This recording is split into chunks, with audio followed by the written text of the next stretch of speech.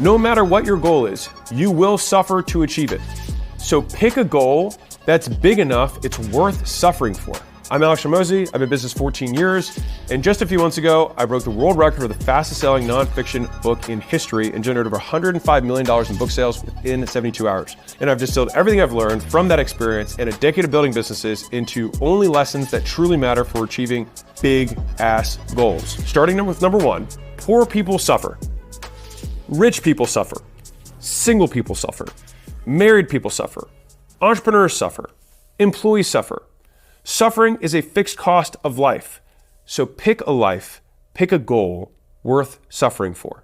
Your business will be painful when it's shrinking. It will be painful when it's plateauing. It will be painful when it's growing. And so the biggest alpha that we can generate as entrepreneurs or as human beings is picking destinations that we believe are meaningful enough for us to get through the hard times, right? I think it was Viktor Frankl who said, a man who has a big enough why can bear almost any how.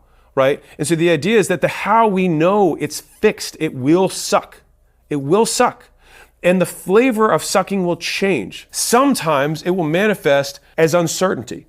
It will come in because you don't know what you have to do, but you have to take action either way. You know you have to do something, you don't know what to do. And so you have this fixed cost that you will incur for taking this action, for spending this money, for making this bet, but the casino table has odds that aren't predetermined. You don't know if you put it on 32, you get 30x. If you put it on red, you get double, right? You don't know that. You don't know it. And so you basically just have to put your chips on the table and hope. And that consistent process of making bets with uncertain payoffs is incredibly painful. It's almost the antithesis of what allows you to survive. And so you have to go against your human instinct of surviving to make it through in business. Because if you had that instinct naturally, you'd say, oh, these berries, I'm just going to go eat them. And then you eat them, so variable, and then you die. And then your genes wouldn't proliferate it. And so the genes that we have are literally meant for us to survive, not for us to build big businesses, because the entire process is horrible. This ties directly into something that I mentioned at the start of this, which is that no matter what your goal is, you will suffer in order to achieve it, right? So just pick one that is big enough that it's worth suffering for. The other part of that pain, so one is uncertainty. Some of the other pain is from outside people, right? If you do nothing or you do anything, people will criticize you. They'll criticize you if you do nothing. Like, think about it. If you do, he doesn't do anything, you'll get criticism.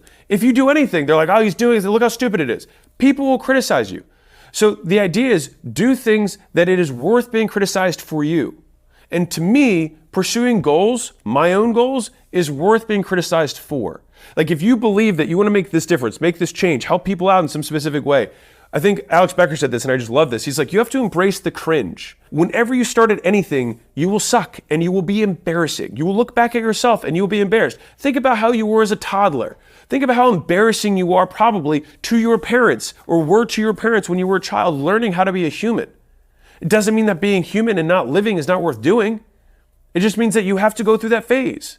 Big picture number one is that the cost of the suffering is fixed.